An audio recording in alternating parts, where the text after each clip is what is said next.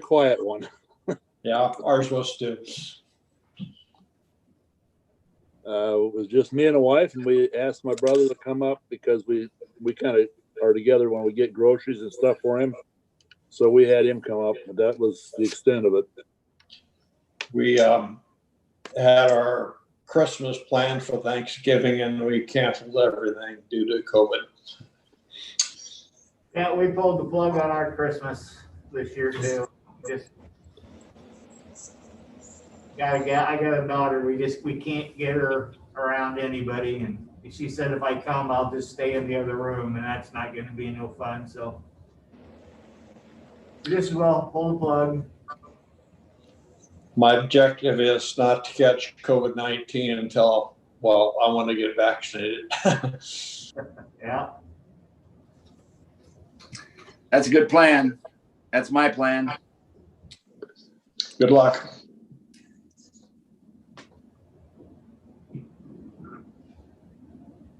Yeah, we just our death numbers keep climbing though. That's the scary part.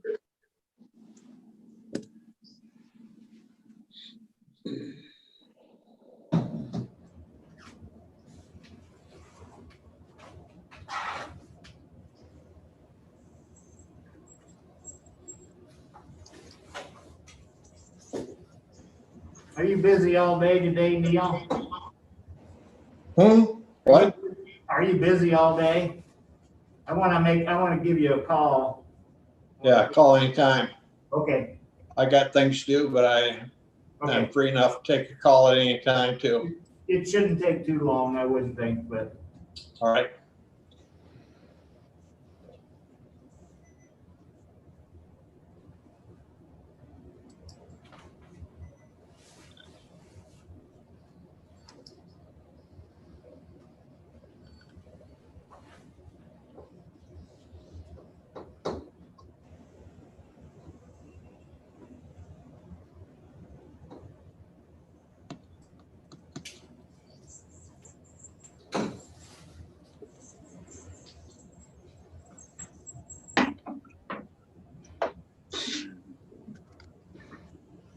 that was a good football win for Iowa State, though. Absolutely. Yeah. We had a couple of good games in a row. We beat Kansas State quite handily, and we had a very good game against Texas. I'm going to watch it again Tuesday night at 7 p.m. on the Cyclone station. Baylor really helped you out a lot this weekend, too. Yep. Yeah. For not winning any games, they sure picked a good one to win. Yeah. I don't know. I think we got a couple teams in our conference that will probably, one of them might be undefeated, but probably won't make the playoffs because they won't have enough games in. There's a good chance of that. Yeah. If Iowa State finishes good Saturday against West Virginia, they should get a pretty good bowl also. Yeah, I don't know. I don't know how the Bulls support themselves, whether it's the TV or the attendance, but we know attendance is not going to be a big deal. So Yeah.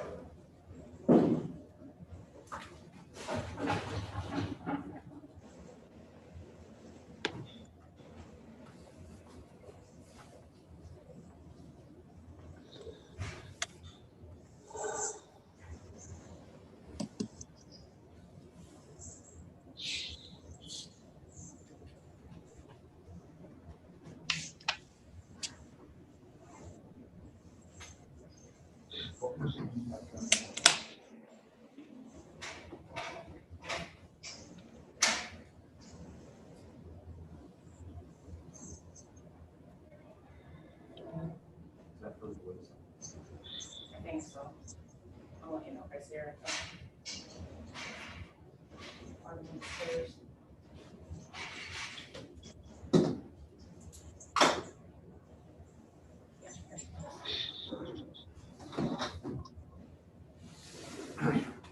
All right, it's 9 o'clock. We'll go ahead and call the meeting to order. We'll start off with a pledge of allegiance. The flag of the United States of America, to the republic for which it stands, one nation, under God, indivisible, with liberty and justice for all. Morning, everybody. We have one agenda item that I would like to add, and it's the bill from BOK Financial. That was a little confusion on that one, and that is the amount, I believe you received an email, that is the amount that needs to be paid, otherwise it'll become overdue.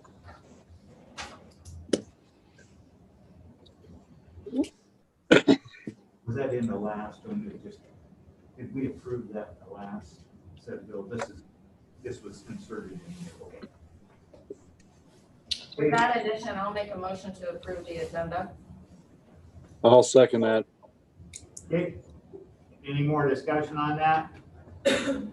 Okay, I'll call for the vote. All those in favor, say aye. Aye. Aye. And opposed? Motion carries. And the next thing up, there's a set of minutes with a correction to the minutes. The correction basically added the COVID-19 discussion, which was on the agenda, but not in the original minutes. Correct. I'll move to approve the minutes of the November 23rd meeting. I'll second that motion. Any more discussion? I'll call for the vote. All those in favor, say aye. Aye. And opposed? Motion carries. We got some plats to work on.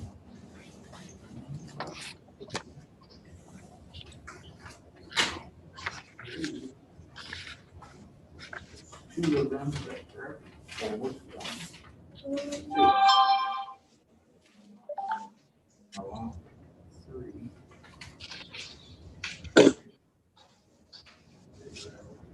Courtney, there is just two of them, isn't there? Yeah. I thought it looked like that one was a duplication, just in size.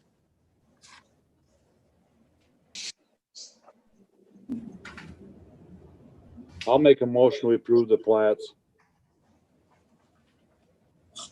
I'll second that. Okay, I'll call for the vote. All those in favor, say aye. Aye. Motion carries. She was included. Did she have a time on that? Around 9:15. So Okay. we might be a little early. That's okay. I see she was included in the, I seen that. Okay, we're gonna jump down and talk about the jail project quick for the door openers.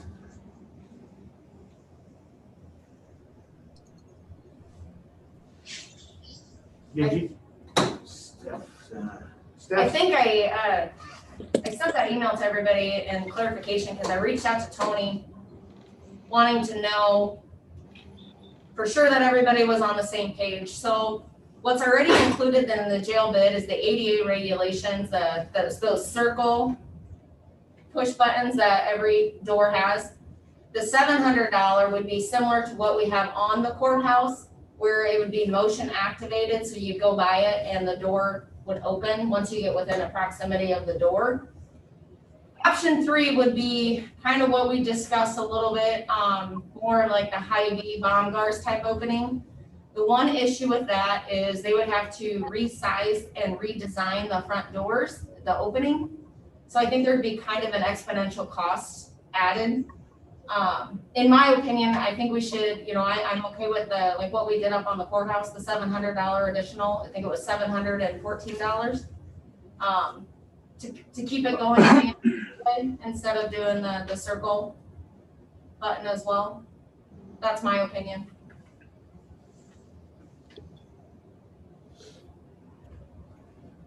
Well, I agree. I don't think we want to be screwing with the door sizes at this point in time. I would say let's just go with the motion sensor that we put on the regular courthouse. So the original design, is that going to be this pedestal that we had, like on the front, the original on the front door of the courthouse? Is it going to be a pedestal? Button of some sort, whether the button's on the door or the button's, I've seen it both ways. Is there an awning over the front door? No, I don't believe there's. So that would be on the wall of the jail. It'd be on the wall right beside the door. I'm assuming, Dean, it's going to be a pedestal that comes up outside because there's not an awning, but I can get clarification on that if you'd like. Well, the only thing is, I guess, the new addition that the motion sensors that we put on the courthouse, I really thought that they were going to remain on a pedestal, and then that you would be able to, I don't know, I'm not in a wheelchair, but what we had with the old pedestal was a good process. You open the one, you hit the button, you open one door, and then the other door opens. It's very easy for an individual in a wheelchair to negotiate that. I'm not so sure that we improved that situation when we went to the motion sensors, because you're kind of on the other side, the door opens, you got to if you're in a wheelchair, you have to get yourself square to get in. Then you have to move over and then hit the motion sensor again to get in. So, I think we, as far as COVID-19 is concerned, I think we helped ourselves that way, but I'm not sure that we helped ourselves as far as a person with a disability in a wheelchair.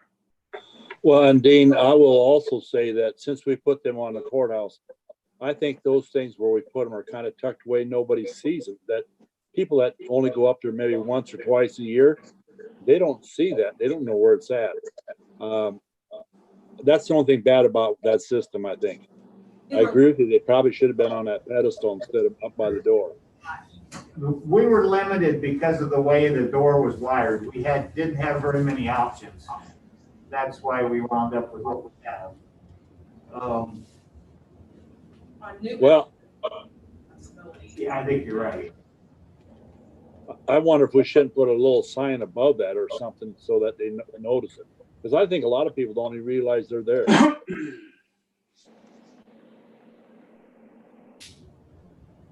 But I personally think that we stick with what we did on the courthouse. Where they're located, we have to maybe, see if we can do a little better job where they're located on the jail. But I don't think there's any need to be changing the design of those doors at this point. That's going to add a lot of additional cost. So is there any way that we can, so is this a double door that we're going through? Is there a, what I want to say, a vestibule on the inside? So just like the courthouse, you go through two sets of doors, or is it just one?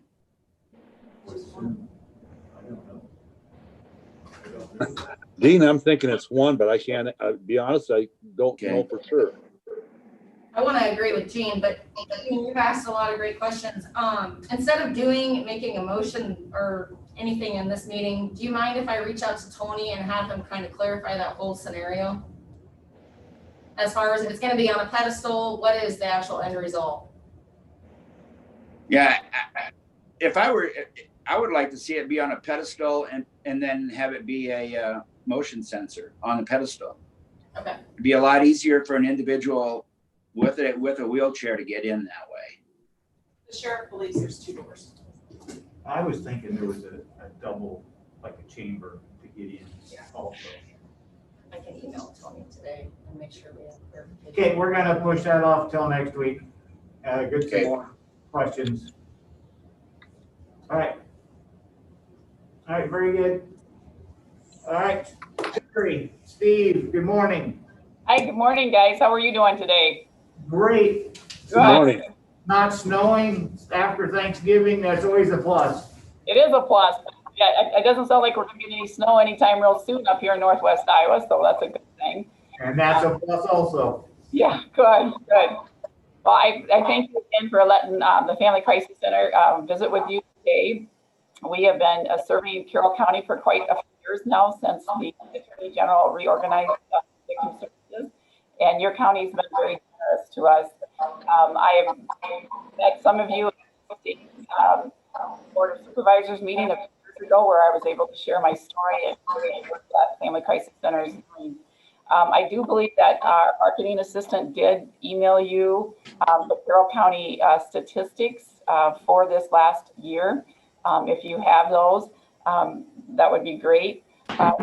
Shows the differences of, yep, I think you've got it there. Yep, the purple page of what we've been doing with domestic violence and trafficking continues to be a high number. Right now, we've got 61 clients that we're working with in Carroll County, and that is a good thing as far as what we're able to do. Our services are free and confidential. They go from working with them and their employers, working with them, helping them with tools, whatever that might be, intervention for them, as well as support systems for protection orders, housing, any of those kind of things that we are able to do for them.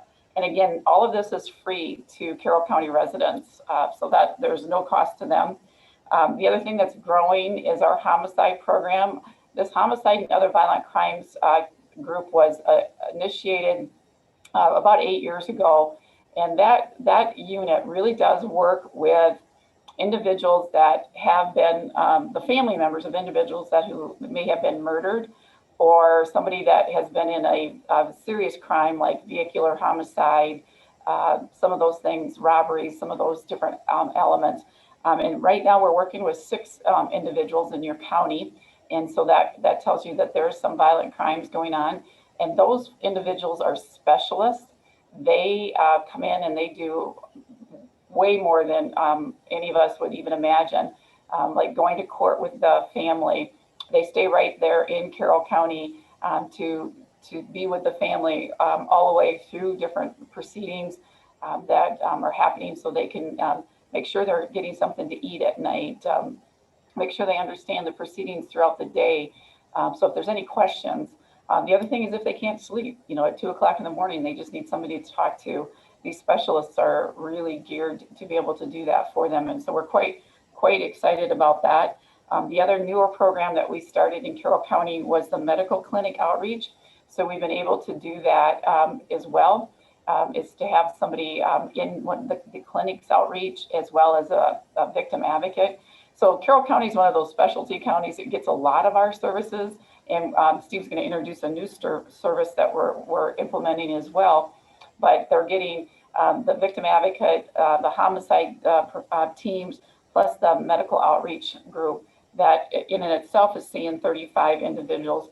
So if you could see the DV and the medical advocacy work, they're right under 100 individuals that they're working with in Carroll County right now. And again, that's 24 hours a day, 7 days a week, free and confidential services.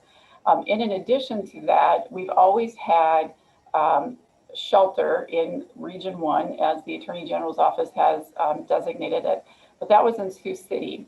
For a long time, we at the Family Crisis Center kept our housing units open, but realizing that people from Carroll County may not want to go to Sioux County to live. I'm not from Sioux County, but I want to be in Sioux County to live.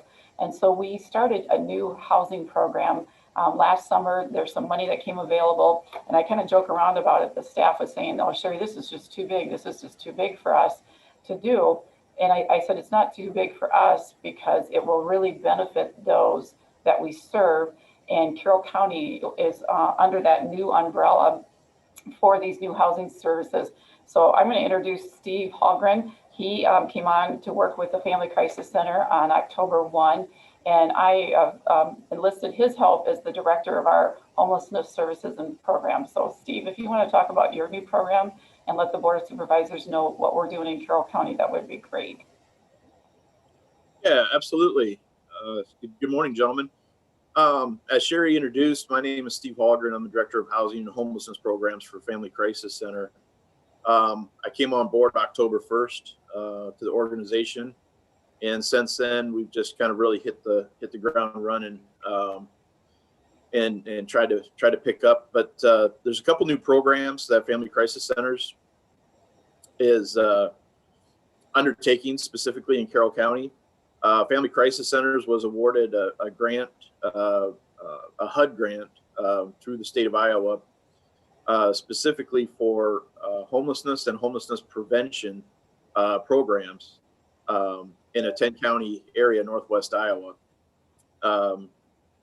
Of that, just within the first couple weeks of myself starting with Family Crisis Centers, we already received a outreach call to one of our advocates in the area, and we are assisting and have assisted a resident of Carroll County who was previously homeless in trying to find suitable, stable housing environment. So really our mission at Family Crisis Center within our housing programs is what we call, we've adopted a housing first motto or approach.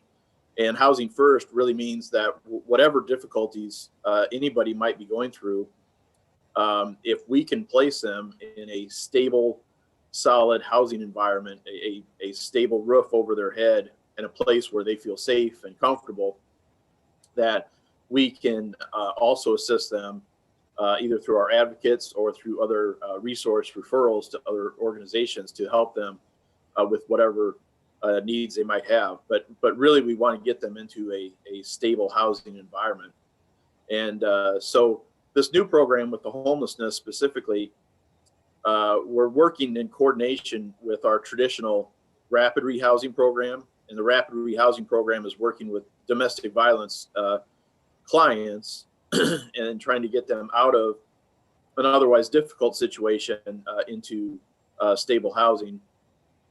With the new funding we've received, we are now able to reach out to non-domestic violence clients, which is something entirely new offered through Family Crisis Centers. So I am able to work with any clients in Carroll County. There are some income limitations that we would work with as far as with rent assistance, but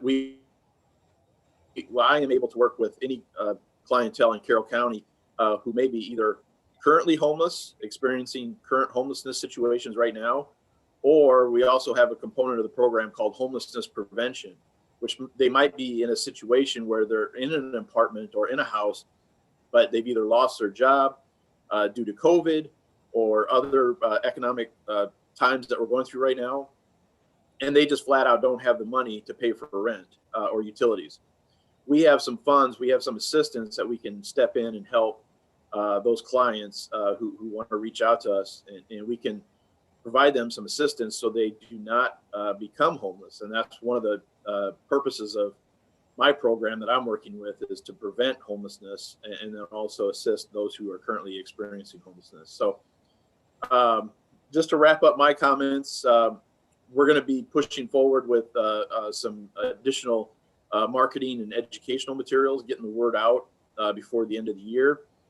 And so you can expect to see some additional resource materials coming your guys' way to the county as well.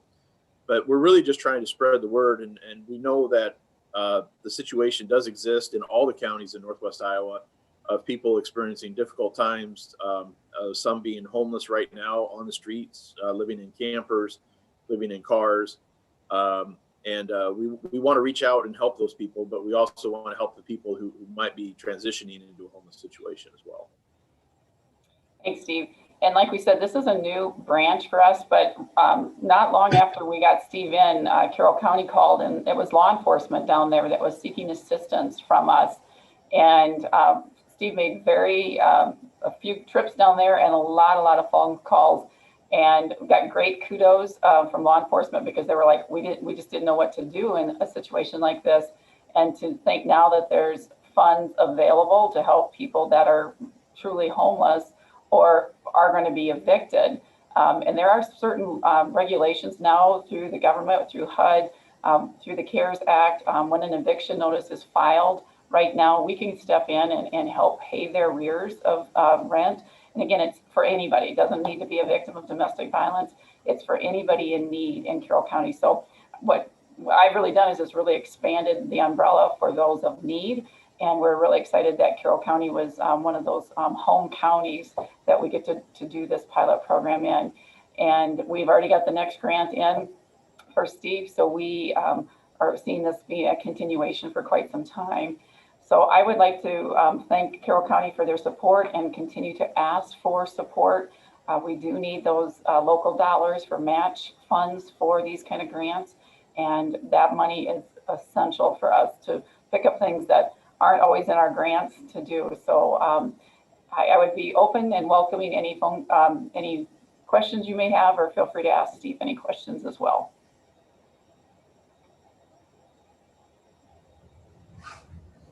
Sherry, in regards to the new grant you got for the homeless people, I assume I am interested in the amount of that, and also curious as what your mechanism is. I think your mechanism basically is to pay rent. Is that correct, or what is the situation? Oh, hi, Neil. A couple things. The first grant we got was $207,000. And what that does is it will pay rent for somebody in prevention. So it's got a two-prong grant. It's prevention, homelessness prevention. So HUD wants me to stop people from becoming homeless. And then to do that, I need to get in and help them before they become homeless and pay rent, arrears, anything that's going on. Maybe they don't have their utilities caught up or something like that. We can go in and help them. So that's rent on that thing, on that part. And then the other part of it is rapid rehousing. So if they are on the streets, and in particular, like with law enforcement saying, I have somebody that needs to be housed, then we do rapid rehousing, where we go with that individual and have them find out where they want to go. We don't bring them to Sioux County, where our main building was, or Sioux City, where the Attorney General's got it, the emergency shelter. I want these individuals to be able to stay in their home county, where their support system is, their kids are in school, their employment is, all of that. So there's two prongs there, Neil. Get them a house. We set it up for them. It's turnkey ready. They go in and they're going to start living with their utilities, rent, first rent, everything set up for them. Or we can prevent them from becoming homeless to begin with and help them in those aspects. So it's a two-pronged new program out of HUD. And I used to be able to do, and I still do, rapid rehousing for domestic violence victims. I still do that. This just opens it up so I can be free to do this for everybody in Carroll County. Now it's limited. I only was able to get like 10 counties. So they told me which counties I would take, and I was like, yay, okay, Carroll County. I come down there on occasion. Steph buys me coffee once in a while, or lunch once in a while down there, just to keep going on what's going on in the county and stuff. So I'm excited to bring this brand new program to Carroll County. Does that answer your questions, Neil? Yeah, it does, but I'm not done asking questions. Okay, perfect. Last year, well, it's quite a change. Last year, I think you were the last entity to ask for any assistance, and you got, I think, $6,000 on the January 29th. I didn't look to see what you asked for or what you were asking for this time. You had a 42-page that you submitted, and I didn't see an asking amount. What amount are you asking for? I would love to ask for $10,000 to help with a new housing program with the initial work that we're doing. But we do realize that with the difficulties of the counties and everything that's going on, we'll be pleased on what we can receive from you. And that 42-page was probably our audit and all of those different things that we were asked to submit. But we are really focusing a lot of effort in Carroll County, and there's a reason, there's a need down there. And when law enforcement are calling us before, I mean, Steve wasn't even on the job a week or 2 weeks, and law enforcement was calling us and say, hey, because our advocates were down there, and our advocates were saying, hey, talk to Sherry. She just got this new grant. Let her explain what they're going to do with that. And so that's exciting for me, because there was a need that I had seen and wanted to be addressed. Any more questions, Neil? Not yet. Thank you, Sherry. You're surely welcome. So Sherry, the $207,000 grant that you got, that was through the CARES Act, is that correct? It was part of the CARES Act from HUD. Yep, HUD sent out some special monies for that. So there's probably going to be some more funding ahead, I'm sure. Yeah. Would that reduce your asking, or would it? Do you follow me here? I mean, if you're going to get another, going to get another $300,000, do you need our $10,000? Correct, Dean. We've already asked for 21, 22 monies, and it went down. So our 2006 or $207,000, they already cut that back a little bit. So it wasn't going as you and I may predict with the government. There'd be more CARES Act, but we've already got year 2 funded request out there, and they've cut that back. Hence is why I'm asking the counties involved to see if you can help patch that back in so we can stay at the 207 mark.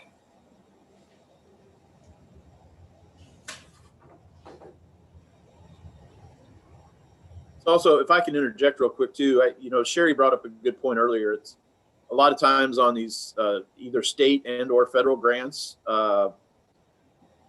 nearly all of them, or majority of them, require a local matching contribution. So that's where a lot of the local dollars raised from within our region goes to support the local matching funds, which are a required match for us to even be able to try to obtain these larger federal grants. Sherry, my question to you is, you're talking about these CARE monies and all that. Do you have a plan into place so this is sustainable in the future once the CARE monies are gone? Yeah, Gene, I believe that HUD is going to make these a permanent grant source. And I know Iowa Finance Authority in Iowa has pledged that because what Steve is doing, there was this big open spot in Iowa that didn't have homelessness prevention money and rapid rehousing monies. Now, the money that the agency gets for domestic violence victims has been a long grant. This is a kickstart, and I do believe it's going to continue on because they found a huge need. So I do believe that IFA and HUD are already looked at ways to make it sustainable. And they said that too. They don't want to start something that they can't sustain going forward. Thank you. Thanks, G. Sherry, first off, and Sherry and Steve, I want to thank you guys for your tremendous amount of work and partnership through Carroll County. And I'm just curious, and I'm sure you know this, Sherry. So I see on page, I don't even know what page this is, the percentages, clients served from October 1st, 2019 from September to September 2020. You listed the numbers here. And with the pandemic that's going on, obviously, I assume we're going to see a climb in suicide, violence, alcoholism, addiction, and all those homelessness, because it's just a natural thing that's going to happen, unfortunately. What is the percentage that this has increased in the last year? I see your numbers that you guys have served, which that's kind of alarming. But is there a percentage you can put to that? Is it 10%, 20% increase? I could definitely put a percentage to that, Steph. I would need to get the numbers. Our staff went through a training with mental health, because one of the things you brought up was really interesting is the alcoholism, mental health, suicide. And what we went through with the University of Iowa professor is one of the leading reasons for suicide. And a guy left this in his note. He just couldn't pay his rent. He just did not have anywhere else to go. So housing was huge. And that was just a couple weeks ago. And that our staff went through that. And it made us just that much more convinced that, you know, in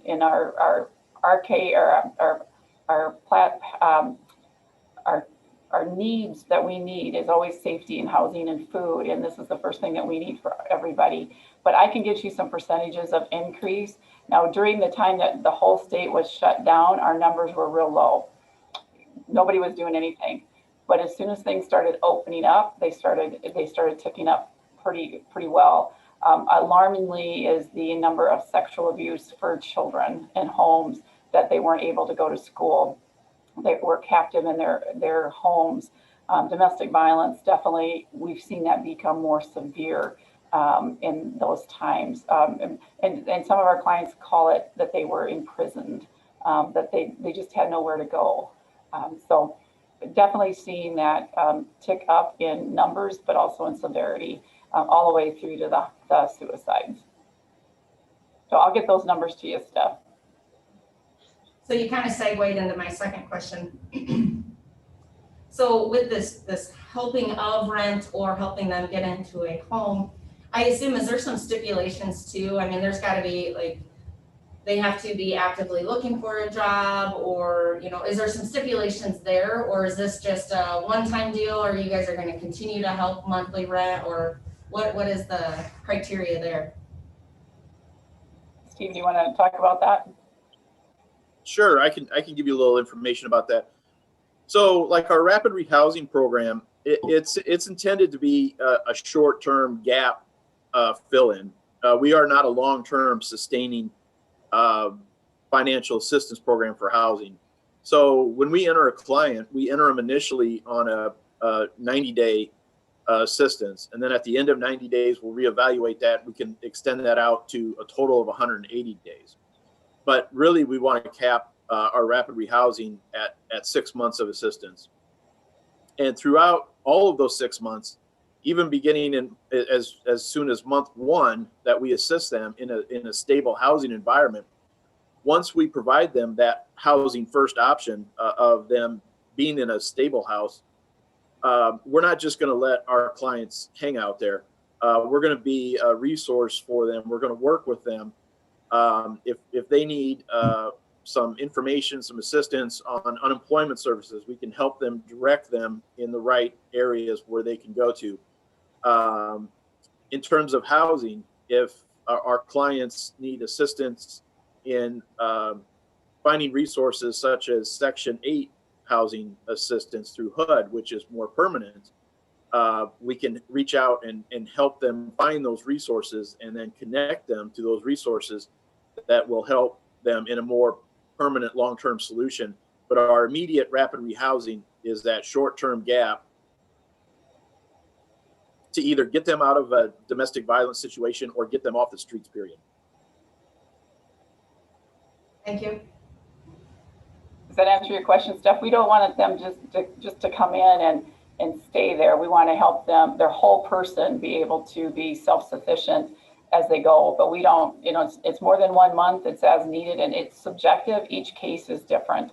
Some might be able to be done in a couple of months or 3 months, and they're back working and they're okay to do their rent and stuff. And others might need the full 6 months or more, whatever that might look like for them. Thank you to both of you. Mm-hmm.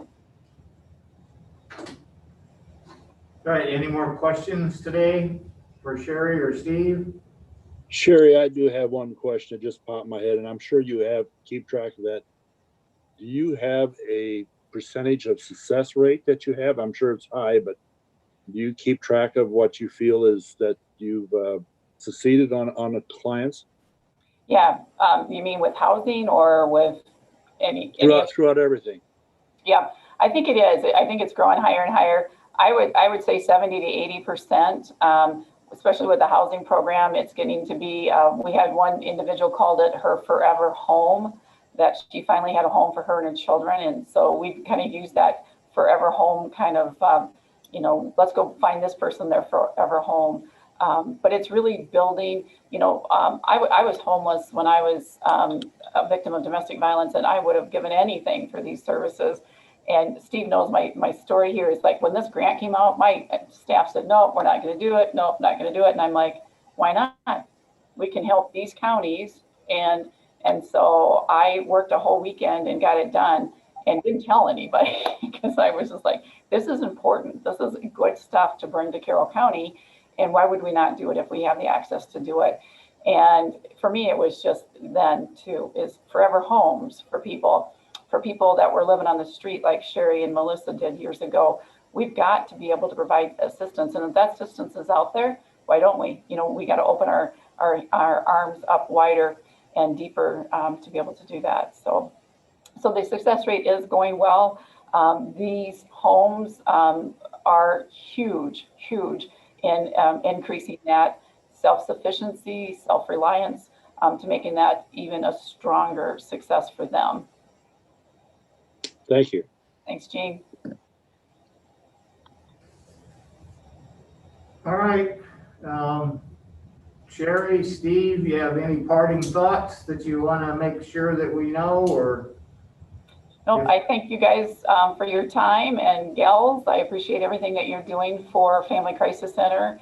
And we just love being in Carroll County. Like I said, we've got a couple of offices now, looking at our third office. Steve goes down there, works with law enforcement a lot. And we just really appreciate the environment down there that we've been able to come in and just it's a neat community. And I always am grateful to be down there. And I just wish this pandemic was over, because I always love to come in and meet with you guys and have coffee in the morning with you guys in the courthouse and stuff. So, but we're doing a lot of these this year, Zoom or telephones and things like that. So, but thank you for your time and your patience, and best wishes through this holiday season and this pandemic. And I hope you remain very safe during this time. Well, Sherry, I would like to thank you for your dedication too, and Steve. Thank you, and I hope you stay safe too. Thanks, Gene. I appreciate that. And you didn't always have a presence in Carroll County, correct? No, up until about 8 years ago. Yeah. Do you have an office in Carroll County now? We have 2 offices in Carroll County. Okay. Yep. Right. All right, very good. Thank you for your presentation this morning, and you know where we'll be. We'll have to go through the whole process as like every other year. Yep, we appreciate it. Okay. Thank you. Thanks, Sherry. Thanks, Steve. Bye. Thank you. Have a good morning. Yep. All right, the next thing up is the bill that we received from BOK Financial. The addition we made to the agenda today. Sorry about that. I was going to have the amount up. You have it right there. I do. It's $215,225. And this is an interest payment on the bond at Fort Jail.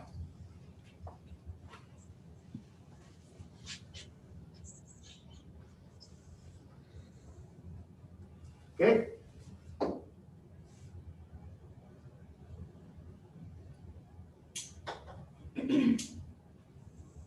Well, this is due tomorrow, right? Correct. So is this tied into the wealth management in Carroll? What? Wealth management. I don't know who's tied into. There's something there. There's something On the on there. bottom. Huh?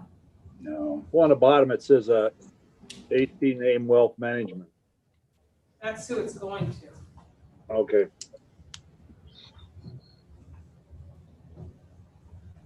Well, this needs to be paid. I'll make a motion that we pay it.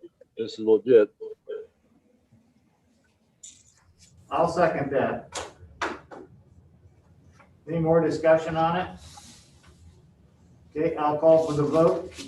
All those in favor of paying this $215,225 to BOK Financial. All in favor, say aye.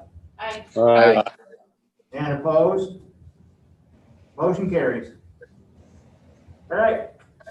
Committee reports, I assume they'll be fairly short. I can go first. Last week I didn't have any official business, but I did spend some time with Tony Bading, and then obviously I'll do the email again this week. And then I did have quite a bit of conversations with Zach on secondary roads on a couple issues that we're having south of Carroll. This coming week, I will be at Leadership Iowa via virtual in the Ottumwa area. That's all I have. And then Emergency Coalition on Friday. I can go next if you're done, Stephanie. Yep. I was supposed to have a CADC meeting on last Tuesday and that got canceled, and it's been moved till this week, Tuesday at noon. And that's all I have for this week too, and for this next week. I can go ahead next if you're done, Gene. Yep, I'm done. I didn't have any official business last week. The only thing I did have was a proposal from an individual from the community of Breda on the Sauk Rail Trail. So I'll do some investigating. That came about on Saturday, so I'll have to talk to Jason about it. But it's an interesting situation. So I don't have any official business this week either. So I'm done. All right, I'll go then. First thing I did, I received the results of from the second judicial district on our director's evaluation, and our director is Amanda Milligan. It came back very good. There are actually 3 different surveys sent out, one to the leadership team, which she works with quite frequently, the board of directors, and the general staff. And I found that the closer the people she's working with, for example, the leadership team, the better her score got. And it was all very good. Also on Wednesday, November 25th, we had the Rolling Hills meeting. We had our monthly financial report. Expenses were up due to some block grants that were to be paid in October. And we reviewed the act, or CARES Act. We had $1,875,000 to use. We had requests of 2.9, about 3 million from 63 different entities. We approved 1,655,000. And we had 222,000 roughly left over that we are returning. It was a big process. So we had 3 different application periods, and we had applications, of course, all 3 periods. We had our fiscal year 20 annual report. It is due today to DHS, and it was approved. It's quite lengthy. We had a talk from a couple of people, Nicole Eaton and Melissa Dre, on core service developments. A lot of core services, especially a mobile crisis unit. Jeannie should be glad to hear that we're have decided to use the Yes Center for a lot of our transportation.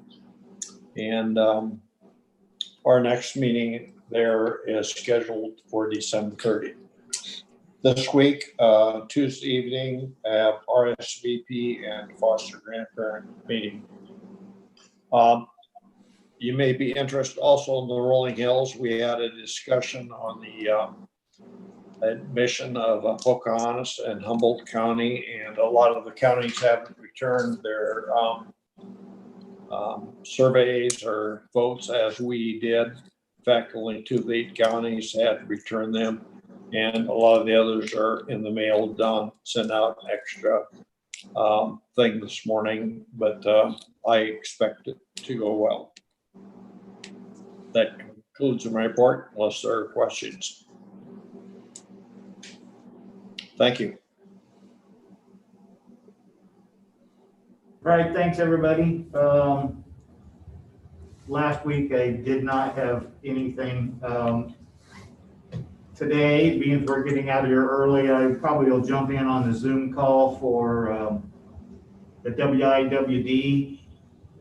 That is to approve the RFPs for adult services for our new region. As of today, there was only been one person showing the interest, but we will finalize those on Thursday. So I'll have another Zoom call on Thursday. Other than that, I have nothing else. I've got a couple of other projects I want to get in the works and get started on. But other than that, I've got Gene, I'll call you, and Neil, I'll call you sometime today and see if we can get it. And I need to visit with our county attorney a little bit too. So any comments from the public, Carl? No comments. Anybody in the room got a comment? Courtney's got lots to say. I don't have a lot to say, but next week I have on the agenda the provisional paramedics, their wages. We're gonna talk about those because you guys approved them getting a little more money since they couldn't take the test because of COVID or something along those And I lines. believe one's finished and one. Yeah, so I have written down that we're supposed to review that. Okay. Terry Axman will be here with our property and casualty renewal. He did say it went up. The main reason it went up, he said, is because of all the storm damage from this summer, or the clients aren't seeing the credit back like we usually do because the insurance company spent more money. So he'll explain that. And then I have the change order for the jail, change order number 5. And I did email that to all of you and we can do that next week. That's all. And then I was gonna put the doors Back on the back on the agenda. Make a decision then. Hopefully we have all the information we need. Okay, anything else? With that, I'll make a motion to adjourn. I'll second it. Okay, all those in favor of adjournment, say aye. Aye. Aye. Opposed, motion carries. Have a good week. Have a good week, guys. Yeah, you too. Stay safe.